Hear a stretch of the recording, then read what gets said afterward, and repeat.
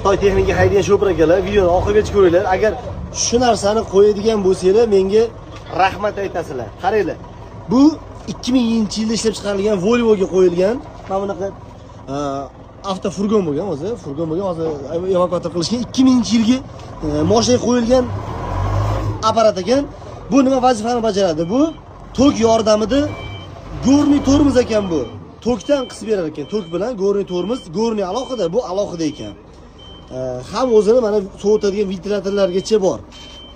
Akam aytayaptilar, perevallarda boshida chiqib tushib yurardim deyaptilar. Buni ishlatardim, orqasidan gorniy ham qo'shardim, vobshe to'xtatib tashardi deyaptilar-da.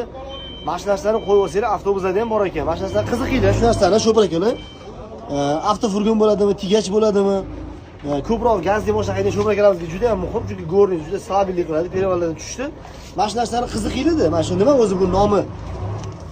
Bu zavodskiy narsa ekan, tok yordamida tokib berar ekan, to'xtatib berar ekan. Undan tashqari alohida gorniy tormozi ham bor ekan, gulishtirdan bo'g'ishga. Vobshe muzlat tashlaydi deyaptilar perevallarda.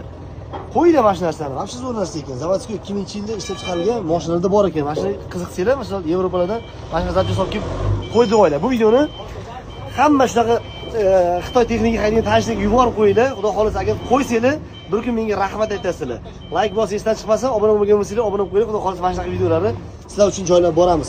Profilimda bundan foydali videolar bor. Joylasam olsam.